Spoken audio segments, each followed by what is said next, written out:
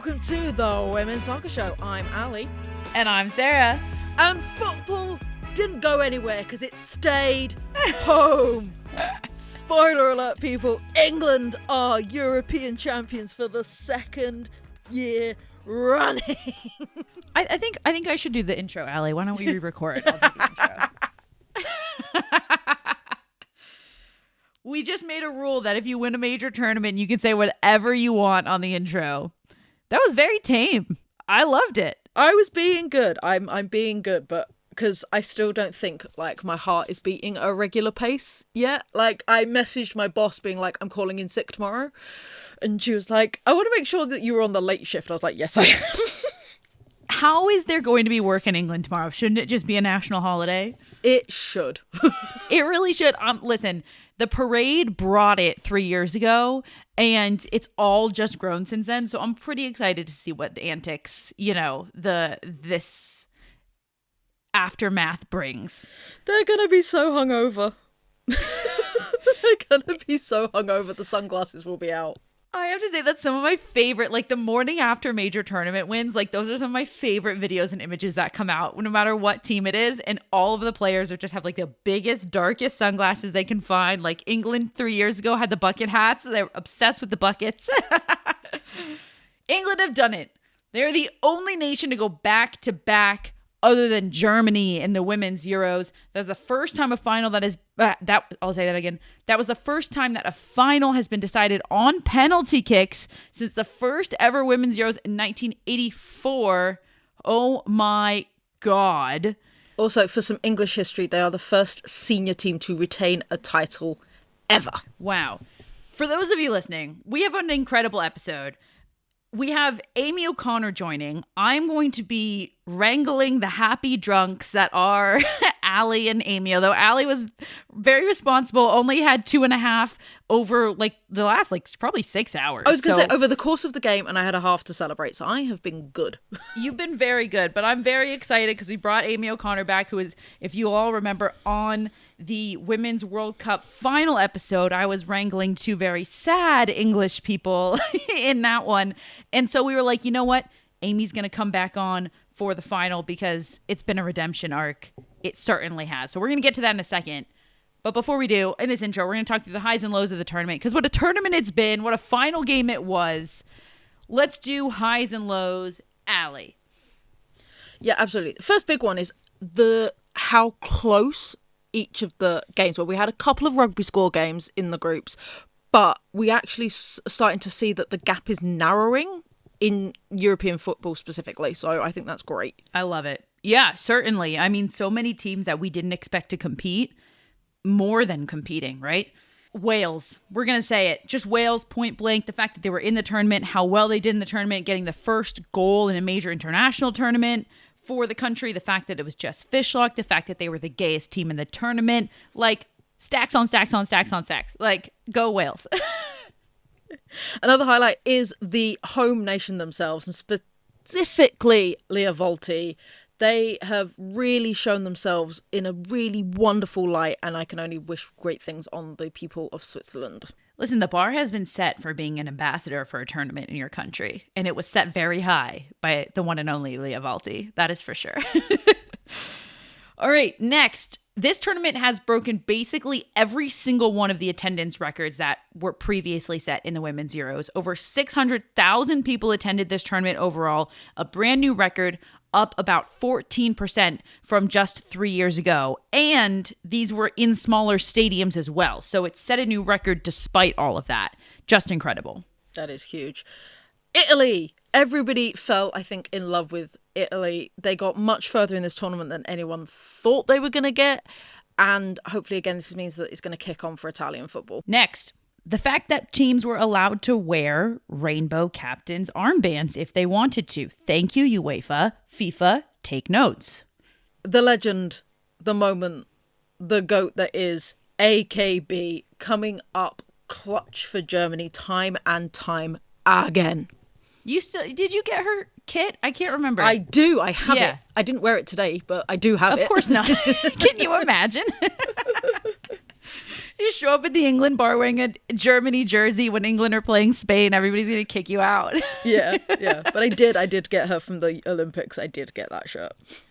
All right, next highlight had to be Lucy Bronze's mom. And this was a clip from earlier on in the tournament, but it was when Lucy Bronze was taking that penalty kick, that epic penalty kick, and there's just a shot of her mom in the stands, literally turned around, facing the back, like the backrest of the stands. And then she hears the applause of that, the penalty kick went in. And you can just see her turn in joy, and it's the cutest thing. Speaking of the memes, the memes. And also the signs in the stadium. The banter has been immaculate this tournament. I sent you one, which was one of my favourites, which was a chorizo fell out of my fridge and then the ref gave me a yellow card, which just made all of us laugh so hard.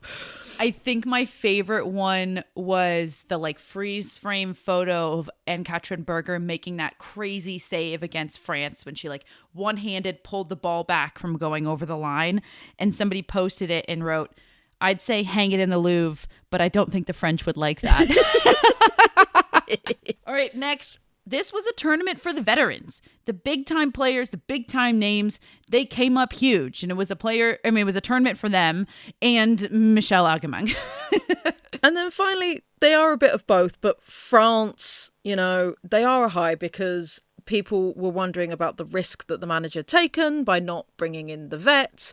And they actually did superbly well. And it can only go up for the French national team from here. All right, and on to the lows, everybody. We're going to rip through these quickly because we're on good vibes right now, Allie.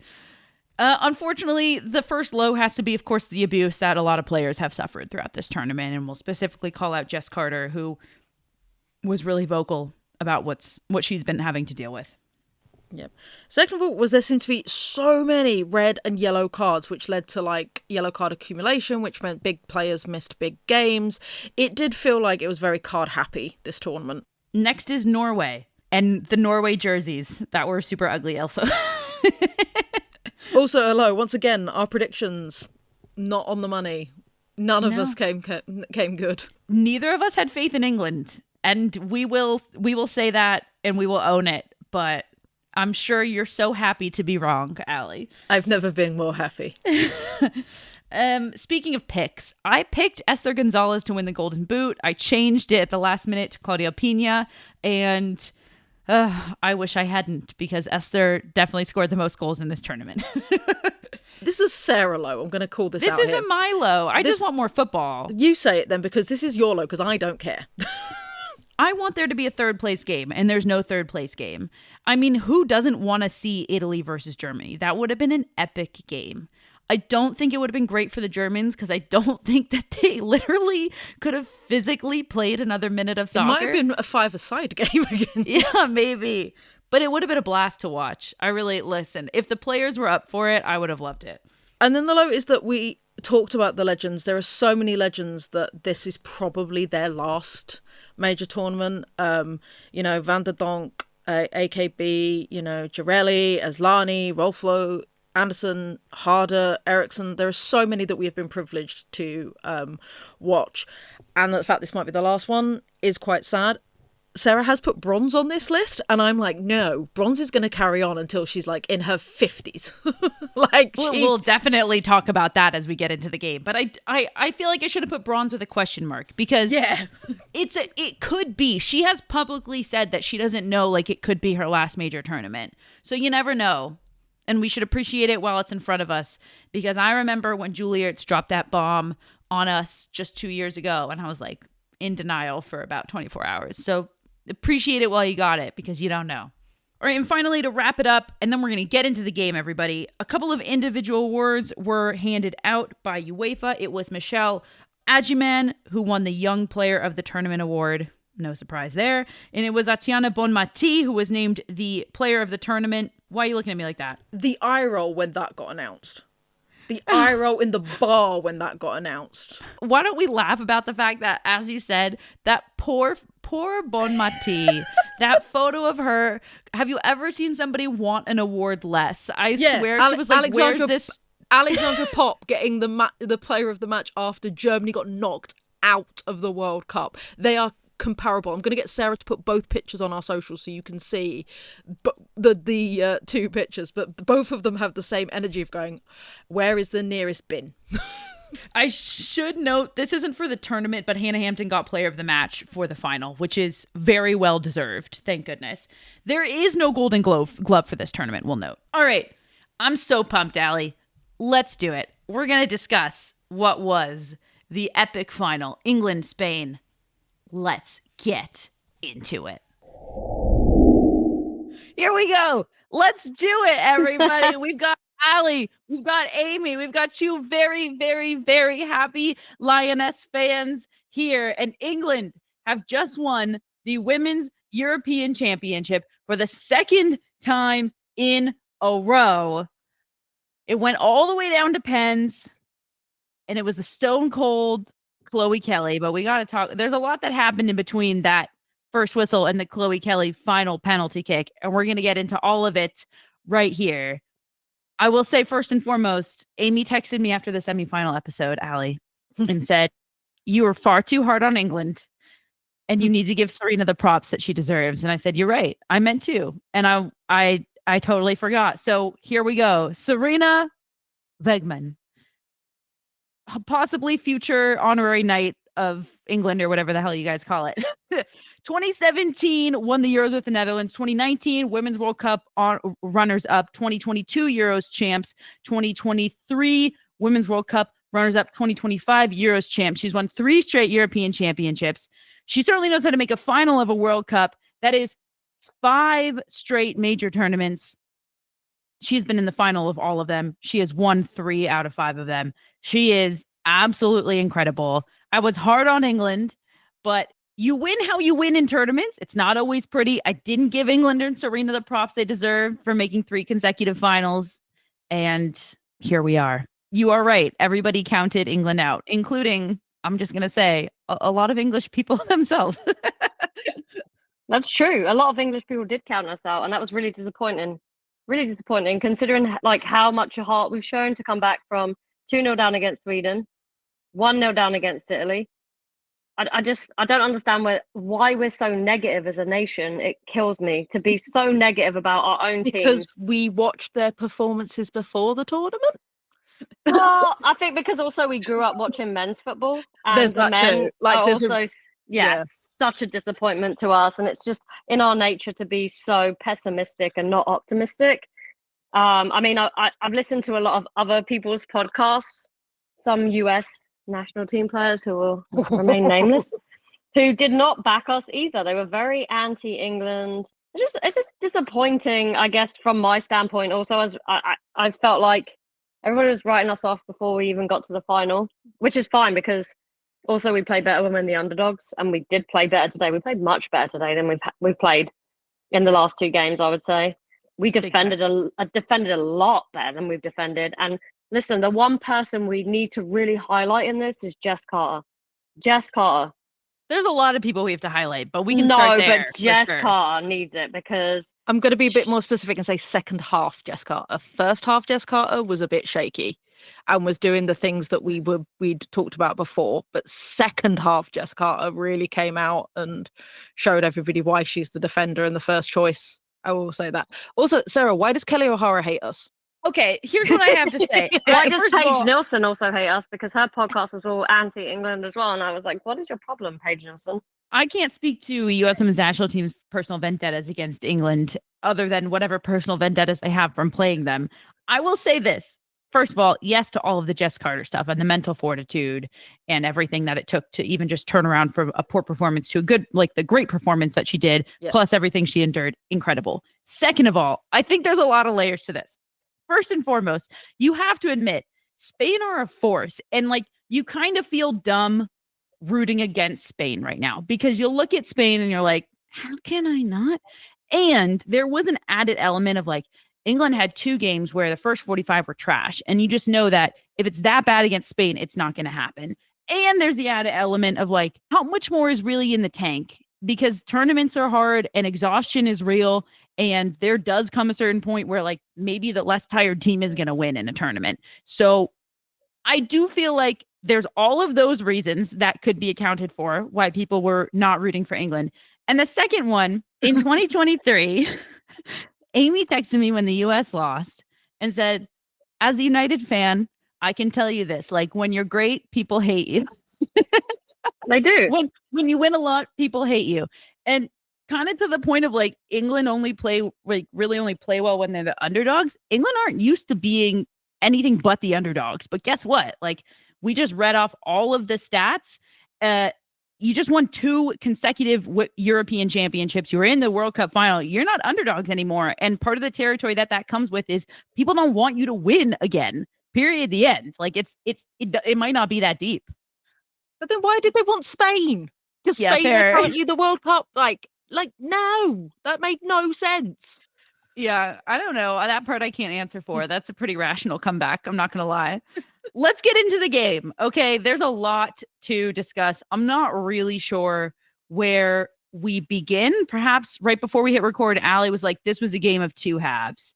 Maybe that's where we begin. I think that the first half was Spain took their chance, England didn't. Correct. Yeah, the Lauren Hemp chance was the chance of that half. And I think that when we high pressed, we got success when we did it together, obviously. And that was a chance to score. She went near post instead of across the keeper, her choice. I think Lauren Hemp had a great game. I'm not going to lie. I thought she was defensively absolutely solid. She does so much work that's unseen. And I thought that was England's chance. And then I think it was minutes later, Spain went up the other end, 25 minutes in, and then they scored. And we're going to look at Lucy Bronze defensively there and be like, why? We had defensive cover there. There was 2 Spain players in the box. We had, I think, 4 England players, so it was an overload. We should have done better, but we also should have done better on the Batlier cross. Nobody's tracked her. She's got all the time in the world to put that cross in. Stanway kind of switches off a little bit. And that's when you have to be really, like, conscientious against Spain, because they're just going to keep knocking the ball around and boom, they'll go. And I do think Bronze got caught ball watching there. I actually think both goals, like on the other end as well, when England put their equalizer away when Russo scored, Spain were caught ball watching. I believe it was actually specifically Paredes. It was both Alexandria and Paredes caught ball watching around Russo. That's how both goals were scored. Yeah. I think that, like, defensively, we talked about England's frailties and also Spain's frailties defensively, and it was there to show. We know that Spain are going to be possession based. It's going to be patience, and whether England could be patient enough to and then take their chances when they came. And eventually in the second half, obviously I think England started the second half way better. Mm-hmm. We pressed on, and we deserved. I actually thought you guys started the first half well, to be fair. We did. As 10, and then we sort of grouped. Like, after Lauren James got the ball stuck under her feet and missed what was technically a sitter, then we sort of dropped. And then when Spain scored, we really dropped, and we panicked and we started doing really stupid things, and we were lucky it didn't go to 2-0. But then we grouped for the second half. Yeah, so what changed in the second half, Allie? I think they got a bollocking is the honest answer. I think because personnel didn't change. Like, we made the Lauren James substitution in the middle of the first half. And I think it was just literally, this is do or die now. This is your. That was sad, by the way. We have to give a shout out to Lauren James. It was clear she was not 100% when that game started, and she was just doing everything she could to put whatever minutes she could on the field, and she did. I think she got through about 40. She came off right at the end. But that was disappointing to see. You could see she just wasn't herself. I mean, Kira Walsh has spoken about how Serena's pep talks have gotten a little more inspirational. It's possible there was an inspirational talk at halftime or something like that. I don't even know. I mean, maybe I feel like there's something to say about every single one of these players, but Hannah Hampton as well needs her props because she kept England in this. No question. Yeah, her handling is so clean. I mean, we watched AKB in the Germany games, and she was phenomenal. But that one goal has kind of like, I wouldn't say even tainted her performance. It just is. It's a little disappointing that they went out to that goal at the front post. Whereas like Hannah Hampton covers her angles so well, and she's clean with the ball. And also her distribution is phenomenal. I think that this is part of the reason why Earps retired. It's like, it's clear to see that she's superior with her feet than Mary Earps. I love Mary Earps, don't get me wrong. But I would have loved Mary Earps to stay with the team and be like a role model for Hannah Hampton and help her through this whole process. But it's clear to see that she doesn't need that. She doesn't. She's been unreal this tournament, and It's true. a lot of weight has been put on her shoulders, and she's rose to the challenge all the times. You can't even question her. There's nothing she did wrong. You can't say, Yeah. oh, Hannah Hampton made a mistake here. She didn't. She didn't make any mistakes. True. Didn't put her foot wrong. It is kind of like a new age, a new wave of goalkeepers where they're now expected to almost be like the 12th field player and be that good with their feet. And you do see this difference in this distinction between some of the older goalkeepers who don't really have that capability and some of these young goalkeepers coming up who have been training in that ability. What was the stat you mentioned, Allie? How many penalty kicks did she save in total? In the tournament, 5. So she saved 2 in the Sweden game, and then she saved 3. 3 in the Sweden game, 2 in this game, and 1 went wide. So yeah, 5 pens total. So I agree things changed in the second half. I feel like, I mean, we can go team by team because there's so much to say about England, but there's also a lot to say about Spain. I agree it was like majority England, and that's why things changed in the second half. It was changes that England were making. We have to also talk about how Lucy Bronze was drifting into the middle of the field a lot. I don't know if that was a tactical change that Sarina Wiegman was making or if that was a Lucy Bronze decision, and not sure that was the greatest call or if that did impact it positively. I think all in all, maybe neutral. I was watching with my player again, and my player went, no, that's a Lucy decision. If it was tactical, I didn't understand it from Sarina because it certainly left the right back role completely exploited. It took away any width that they could possibly get on that other side as well. And Lucy Bronze was dispossessed in the middle of the field quite a few times. So I didn't love it. I do think England also kind of started to take over when Alexia Putellas got pulled off. I thought that was, at the end of the day, I think Spain got outcoached. That, for me, if I'm boiling this down, that is the difference in this game. Why England won and why Spain lost. Spain got outcoached, and specifically Sarina Wiegman outcoached Montse Tomé. Nobody's surprised to hear that. I mean, there's also a whole thing we can get into there, but I thought it was the wrong decision to pull Alexia Putellas. Spain were dominating the midfield, and England were able to get a little bit more possession, a little bit more control in the midfield when Putellas came off. And then at the end of the day, we can get deeper into Spain, but in terms of being out coached, I'd also say that Montse Tomé did a terrible job managing minutes early on in the tournament, and that limited her subs later on in this final that could have played a bigger role. For example, Lucia Garcia, who played literally 1 minute earlier in this tournament. This game really could have called for a Lucia Garcia, who knows all of these English players well, certainly knows how to score against them too.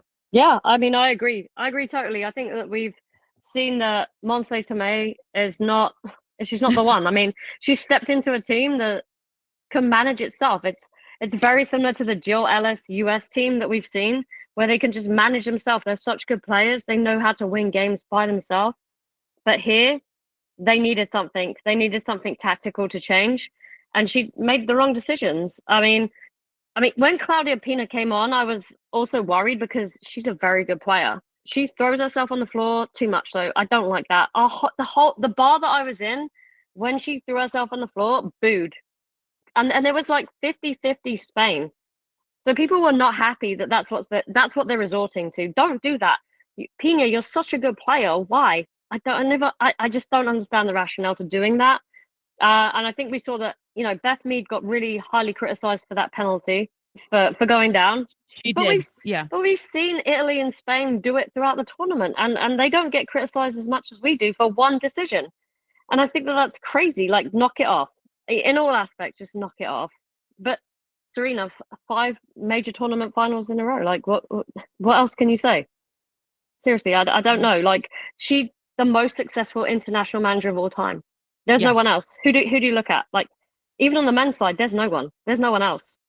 Yeah, and she deserves all the credit, all of it. Jill Ellis won 2 World Cups back to back, but no Olympics in between, which would be the other kind of like major tournament, almost like the US version of the Euros. So, and didn't even make the finals in it either. So I don't think there's anybody comparable. I would agree. Let's just talk about Lucy Bronze for a second. There's a lot to say about Lucy Bronze. And maybe the first thing is that she told everybody she was playing this whole tournament with a broken tibia after the game. Crazy. I mean, the tibia is the weight-bearing bone in the bottom half of your leg. So you have 2 bones there, and one of them is non-weight-bearing and the other one is weight-bearing. So to play the whole tournament with the one bone that is the weight bearing bone broken. That is like her middle name, right? That's tough. That's just unreal. I'm in so two minds about this, though. I'm in so two minds because part of me is like, this is bad. This is dangerous. This is not something we should be celebrating because we shouldn't, because players should not be playing when they're injured. This is awful. But at the same time, we needed Lucy Bronze. So, like, and she came up clutch because some people say, well, we had healthy right backs. Why did we not use them? And I'm like, yeah, but nobody's Lucy Bronze. But at the same time, I don't want to be encouraging this behavior that you should be playing on a broken leg. The quote was, I played the whole tournament with a fractured tibia, but nobody knew. It's very painful, but I'm going to party. Love that. I'm honestly, as somebody who's like, that's my job, like as an athletic trainer, obviously I'm not going to encourage that either. But I just, as an English person as well who plays football, I know, like, you never want to come off the pitch. And I think Serena said it in the last game. It's like, you need a wheelchair to get her off the pitch. She needs to be in a wheelchair. Like, she's not coming off. So, well, yeah, that's kind of what happened. It seemed that Lucy Bronze was yanked by Serena and the training staff. And we also have to give it up for Niamh Charles, who came in place in Lucy Bronze in literally the biggest moment you can possibly sub into a game, didn't get a lot of minutes, and buried her penalty in the pen shootout. That is some class playing from Charles. Yeah, because Bronze was going to be a penalty taker, right? Like, so I think that for her to step up and take one shows a lot of courage for someone who just came on the pitch. But Niamh Charles is also hugely experienced. She's won a lot of trophies with Chelsea. She knows how to get it done. And, you know, as sad as I was to see Lucy Bronze go off, I think that if anyone else is going to come on, it has to be her, because I think she's got the experience and the know-all to manage it. And a lot of props to her for stepping up and taking a penalty, because I honestly don't. I didn't hear the commentary about why Beth Mead's penalty was disallowed, but I still don't understand why this. Is it double touch? Is it double touch? Yeah, I was again with my footballer. What happened was when she slipped, her standing foot hit the ball before her kicking foot, so therefore that counted as a double touch. So therefore, that's why it got retaken. And also, we were like, why did you go the same way, Beth Mead? Why didn't you just like? Again, this is wait for the keeper a little bit to make a decision and then go the opposite direction. Yeah, she looked flustered. I felt bad for her because she did look flustered. I mean, how can you not? You like the wave of relief washes over you and you think you're done. And then you like, also, mind you, she didn't expect to slip. I think she was being a little cautious because she didn't want to slip again. So you could see like her plant foot was a little like, she just looked cautious. I felt really bad for her, but hey, it didn't matter at the end of the day.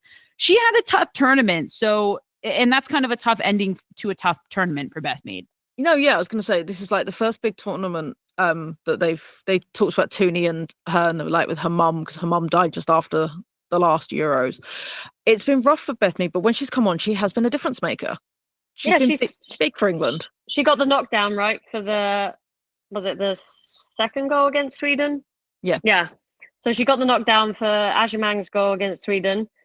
And Beth Mead, again, somebody who, you know, the comeback tour for 2022, she knows how to win tournaments. She won the Champions League with Arsenal this season, so hugely experienced. She doesn't have the pace she used to have, so that doesn't bring a lot in terms of beating somebody down the line. I thought Hemp was magnificent. Again, I'm going to say this. I thought she was just unbelievable, the amount of energy. And they switched her. They switched her to the right side, and she played the right side the whole time. And then when Kelly came on, she played on the left, and that again, she crosses the ball, we score. So yeah, I mean, the negativity around England kills me, and I just think that Serena made right decisions at the right times, and we can't criticize her. You just can't. She 100% did. I mean, Alessia Russo was the goal scorer. She was creating all of the opportunities. It takes a lot of guts, and she subbed Russo off for Agyemang. And, you know, it takes a lot of guts to sub the goal scorer off, but she made all the right moves at all the right moments. Like I said, England were the better side because of the coaching today, in my opinion. But the heart of this team has been pretty outstanding. Final thing on Beth Mead. I want to give her credit because when she came on today, she was subbed on in the middle of the pitch. She came on in place of Ella Toone, and that's a very not normal position for Beth Mead. And she stood up and she played well in the center of the pitch. I mean, it was just fantastic performances across the board. You look across the entirety of England. Hannah Hampton came up big. Lucy Bronze, Leah Williamson had a great game. Jess Carter, we already mentioned, incredibly phenomenal. Alex Greenwood never gets the credit she deserves, but I think she put in quite the performance as well today. Kira Walsh, Georgia Stanway, Toonie Hemp. I mean, it's just everywhere. And they pulled it out. Shockingly. Walsh made so many tackles, so many interceptions. I think that was probably one of the best games I've seen from Kira Walsh in an England shirt by a mile. I'm just like so proud of how those two did against that midfield of Puteus, Bonmati, and Patrick Guijarro, because Patrick Guijarro has been the player of the tournament for me. I don't know why Bonmati got it. I have no idea. I literally just said no that. idea. I said the eye roll when it got announced was shocking. They said that sponsors basically just needed a name that people knew. Ridiculous. I agree. Patrick Guijarro was incredible this tournament. And I, like you said, credit to the England midfield because they were running. They were running. I do want to talk about Spain because we do owe them to give them all of the credit they deserve because kind of as we've alluded to, the reason they're here is the players. It's not because of Montse Tomé, and we need to give them the due props. Really quickly on Chloe Kelly. In the U.S., she was interviewed after the game. Alia said this wasn't on the BBC or ITV stream, but Chloe Kelly said, quote, "I knew I was going to hit the back of the net. I don't miss penalties twice." Yeah, that's been on Instagram, like repetitively, that statement. Stone cold killer. Allie, thoughts on Chloe Kelly? Both of you, final closing thoughts on England, I think, before we move on to Spain. Chloe Kelly played herself into this Euros because let's be honest, January, she wasn't even a thought in Serena's head because there was only so much grace Serena could give her, but she wasn't getting minutes. She was getting splinters sat on a bench. She forced a move that wasn't going to happen and was criticized at the time for it, being, you know, you don't air your dirty laundry outside. But you know what? She's got a Champions League medal around her neck and she's got a second Euros gold medal around her neck. So, you know what? I would be as confident and as proud as Chloe Kelly is right now. Hell yeah. Yeah, I love the Chloe Kelly arrogance. I think it's warranted at this point. Like, if you've won the Euros for England twice, she scored the goal in 2022, she scored the penalty winner today, you've got the right to be arrogant. And I think forcing that move to Manchester City is the best thing she ever did. Like, freed her up, you know, made her free. And the last thing I'm going to say is proper England, and I'm proud to be English. I mean, this women's team makes us proud to be English. And I don't want to hear anything about the men ever again. They're just useless, in all fairness. Don't talk about the men to me till you've won something. Both of those are the most perfect closing I could ever think of. And I love that the final comment was, "Don't speak to me about the men. They are useless." Let's talk about Spain. Oh my goodness. España, like, to be fair, at halftime, I was very concerned that this was going to be a bore of a game because the first 45, England were just chasing. Like, it was a good first 5, first 10, like we've said, but the rest of it, England were just chasing. And especially when Spain scored, England dropped their heads, and it really did feel like Spain were about to just roll over the Lionesses. They are one of the most annoying and hard teams to play against because you just don't have the ball. You don't have possession. And some of the passes made, some of the tight spaces that they're playing in, I would never have dared to even venture that you could do that. And I feel for them, but we have to give them credit. I mean, they made the final of a major tournament, and I feel like they're almost suffering from this, like, expectations are so high that losing the final and just being runners up feels like a disappointment. But I think we need to celebrate them. They made their first ever Euros final. This is still a team that's, like, very new to the knockout rounds of the international tournaments. Yeah, I don't think that we can say that Spain are like this underdog team anymore that we can be surprised about. They're the world champions for a reason. They're also the Nations League champions for a reason. This is their first ever European final, granted, but this team, like you said, when they scored, it was almost like chasing shadows. They're just so comfortable on the ball. They know each other inside out. They're daring to play the ball in tight spaces. You know, it's almost like telepathy, right? They know where they're going. And for the goal, it was like, okay, well, I'm going to say this, and it's controversial, but Anna Batlier is probably the best right back in the world. I love Lucy Bronze to bits, but Anna Batlier over is the Lucy best. Bronze. No, I agree. mean, 100%. Think 100%. she's phenomenal, man. Like, and I've always said this about her since she was playing at Man United. She is the best right back I've seen. I mean, I love Lucy Bronze, but this girl can do it. And the back line of Spain is not good. And she's the one who holds it down. She's always covering and she can get up the pitch. She crossed the ball for the goal. I just think she's unreal. She's an unbelievable player and doesn't get enough credit because of all the other players they've got in an attacking aspect. But she created the goal. She's the one who created the goal for them. So, and then even when they made the subs, I felt like I was a little worried, but I was never too worried. I didn't think like Lopez did enough. I didn't think Paraloejo did enough. I didn't think Pina did enough. It was just very much like, okay, it seemed like England were containing them. There were some times where it was like, okay, a little bit worrying, but I didn't really think that they were going to break us down. In I honesty. would love to live in your head, Amy, because let me tell you, when we were watching that in the bar and like Pina was coming on, we all went, oh God. And then when, Preo came on, we were like, oh God. And like, when Lopez came on, we were all like, oh God. Like, yeah, we were stressed because. Oh, I was stressed too, but I just didn't think that they did enough. Like when they came on, I was like, oh my God, they're going to change the game. It's going to be different. And I just didn't think it wasn't that different. I thought that they were going to go at Jess Carter more because she lacks pace, but they didn't. They didn't even exploit her. We said that. We literally Yeah. said, why is Pina not going after Jess Carter?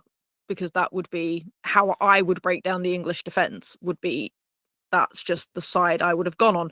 And then when Bronzy was limping and decided to come back on in oh my goodness, we all went, what are you doing? What are you doing? Look, Lucy, get up. What are you doing? Thing. We're like, well, they're going to come up bronze now. And they didn't. That was one of the more wild things I've seen where Lucy Bronze could not walk. And I was like, she's done. And then she trots back onto the field in a full run, in a full sprint. Okay, I don't know where that came from, but here we are. I think Claudia Pina, I agree, she could have done more because of the talent that she has, but this is a young player. I mean, she got herself on the ball a lot. That final piece was missing because we know how dangerous she can be at the top of the 18 when she can create just a window of space for her to take that shot. She wasn't really able to do that in this game, but she got herself on the ball quite a bit. I thought Paralluelo, she was more of a difference maker early on in this tournament or in the tournament 2 years ago. She certainly missed what would have been and should have been possibly the winning goal for it to not go to pens.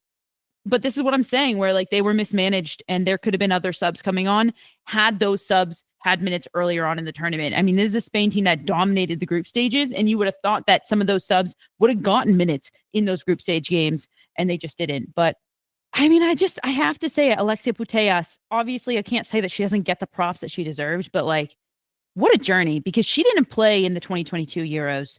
She had just torn her ACL, and she's had, I think, probably one of the toughest and one of the longest returns to form from an ACL injury. And I think to see her in this tournament was kind of to see almost the return finally of the old Alexia.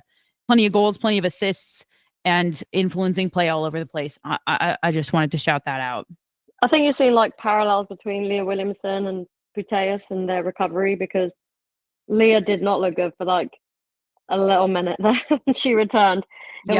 It was very shaky, and we were like, well, is Williamson ever going to return to the form that, won us the 2022 Euros? And I thought she was fantastic today. I don't care if she missed a penalty. I thought she was unreal at the back, and she's been the stability that we needed. Whoever's around her, whoever they've decided to play next to her, she's been that person that we needed, and that's a captain. That's what captain does. And then on Spain, Caldente. We have to talk about Caldente because she really has thrown herself in the ring for Ballon d'Or, because no matter what we say about her and whatever your opinion is about Caldente, she won the Champions League of Arsenal. She scored in the Euros final. I mean, she has to be up there, right? Like, Allie, you look like you've thought. Yeah, Allie disagrees. Do you want to go first, Allie? Who else are we throwing in there? I would love the goalkeeper to get it, because if you look at Hannah Hampton, has won the Euros and won a domestic treble. Like, why are we hanging it just on a Champions League win? Because let's be honest, no offense, Sarah, Arsenal did nothing else all season. Like, yes, the Champions League is a massive deal, but why are we hanging it on just that? I certainly wouldn't. So if you look at a season as a whole, there is definitely some players I would love a goalkeeper to get it for the first time. I would love Hannah Hampton to get it. I think Lindsay Horan should probably win the Ballon d'Or. Oh my gosh. I'm just kidding. Megan Rapinoe. Megan Rapinoe should win it. I was just like, Alex what? Morgan. Who was in the Adidas advert? So it's going to probably be either Bon Mati, Alessia Russo, or Grace Clinton, because those were the three that were in the Adidas adverts. I think it's a fair point to say that Mariona Caldente could be in the running. I don't think she's even the best player in the starting 11, though. I think I'd give it to Patrick Guijarro over Mariona Caldente, but you can't deny what she was able to do. Penalty kicks aside, because I think that she should be done taking penalty kicks. But in the run of play, I would say Mariona Caldente, yeah, she doesn't. I mean, we talked about this when Arsenal picked her up on a free. Like, Arsenal got her for free, if I'm remembering this correctly. And we were like, what is going on? This is a world-class player. So she's been supremely underrated. And so I think it's a great shout. I don't think she should win it, but I wouldn't be mad to see her in the running for it. My question to leave us to end Spain is going to be less of a positive. Does Montse Tomé get fired, or does she keep her job? I want to see her fired because, and this is not me not supporting women, just she's inept. She's not good. She's Jill Ellis. You're Jill Ellis, like 2.0. You've just been thrown into a position because some other bloke got fired for being a terrible person. I don't think she's the person to lead them. And she was in his system. That's the thing. It's not some random woman that they picked up. She was his assistant. So she was in his system. Yeah, I do think she'll get fired for this because I think so. I think it's the right call. They didn't have a good Olympics. They had an all right Olympics, but they, didn't come close to winning a medal. And now to not win the Euros when you were heavily favorited, I do think she will be let go. As long as she's fired and her replacement is somebody who these players can actually work and learn from. Like, the fear is that it's just going to be another, system manager who's just there because the federation can control him or her. I did kind of get annoyed by the narrative coming into this final. It was like, this is the first time it's two female managers up against each other. And it's kind of like, that's got such a dark cloud over it, because we know Montse Tomé was basically hired in the wake of the Jorge Vilda stuff so that the Spanish Federation could come out and just say, look at how good we are. We hired a woman, look, and shove her to the front. But yeah, I think she'll be fired. I think that for me, the natural replacement is Jonathan Heraldez, but yeah, I mean, he just took the job at Lyon, right? So who knows where that goes? We know he's not afraid to stay at a club for 8 months and then leaves, which she's proven to us with the NWSL and the Washington Spirit. So anything's possible, that's for sure. All right, have we missed anything from this game, from this tournament, guys? Do you want to talk about the pens? Totally, in general. Why not? Let's do it. Because Spain hadn't taken any penalties. Obviously, England had the penalty shootout with Sweden. They weren't great. Again, there is something about these penalties this time round. We were saying funny. I thought that they were better. Yeah, they were better, but they still weren't great. I will say we were saying that Charles was Mewis-esque in the fact that she'd played barely any minutes and then just absolutely buried that penalty. But yeah, it was very clear that because somebody said to us when we were watching it, Spain's style of football is passing, it's possession, it's, that tic-tac football. When they've just got a straight up shoot, that's when you can beat them. Yeah, I mean, I think that England obviously going through those 3 extra times and then the 2 penalty shootouts. As an England person and as an English person yourself there, Ali, I'm sure you've got nightmares of us losing when we were younger, the men's game. And we all remember the Southgate penalty. We all remember the Southgate penalty. I mean, that was one of many, right? Like Southgate, David Batty. There's just a bunch of them, such a line of penalties that we just missed in major finals. And I think that this team are never beaten. And I thought that these penalties were good. I didn't think they were bad at all. I think that Beth Mead, unlucky, you slipped. Leah Williamson looked like she got in her head a little bit as to where she was going to go. She took too long, in my opinion. Just pick a spot and go. Don't change your mind. But Chloe Kelly, man, Ice cold. Ice cold. Patrick Guijarro's penalty and Alex Greenwood back to back. Patrick Guijarro then Alex Greenwood both buried theirs. Both of those were stunning. Again, I think Niamh Charles came in and did one of the harder jobs, being cold, playing a little bit, buried hers. I was shocked that Bonmati missed hers, but none of us are perfect. And again, goal scoring does not necessarily, being a great player doesn't necessarily translate to being a great penalty kick taker. It is a specific skill. Wait, she didn't miss hers. It was saved. It was saved. Let's call it what it's it a is. bugbear for me because she Same. saved it. Same. When Fair like, enough. oh, it's a miss. No, it's not. If the keeper saved it, the keeper saved it. Okay, my apologies. The Bonmati did not make her penalty kick because it was saved by Hannah Hampton. It was a great save. It was a relatively okay penalty kick. I'm not trying to take anything away from Hannah Hampton. That's not the point. I did feel for Payuelo. That was a tough one. She totally missed. That one we're legitimately calling a miss. Total miss. That was like Caldente's penalty in the group stage, right? Where she, no, that was at the quarterfinals. Yeah, just total miss. Absolutely, like get it on target at least. Make the keeper do something. It was the quarters against Switzerland, I think it was. The only thing I was surprised about on the pens is that we only went to, we did go to 5. We went to 5 for England, only 4 for Spain. I really thought that this was going to be one that went down to the 9th, 10th, 11th, based on the pens we've seen in the tournament so far. But it wasn't as grueling. I'm sure it felt like hours and hours of penalty kicks for you guys, but it felt short to me, that's for sure. I'm happy it didn't go that far. So I'm happy it didn't go to the Sweden level. I'm not surprised that Walsh didn't take one, to be honest, but...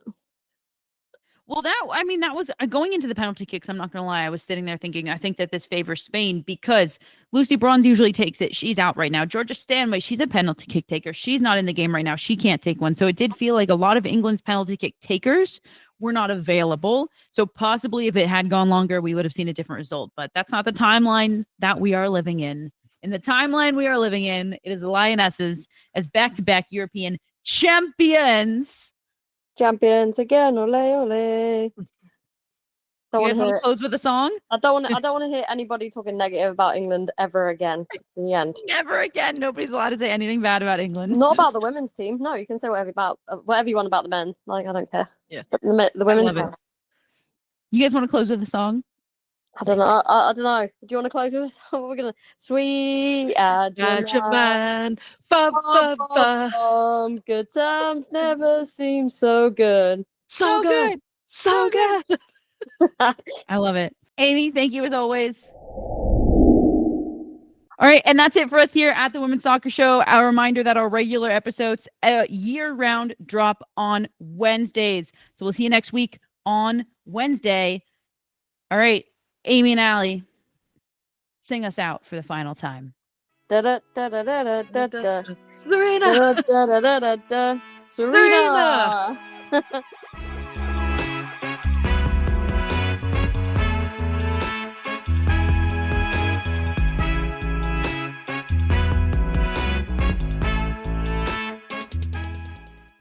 This podcast was edited by Monkey Hill Media.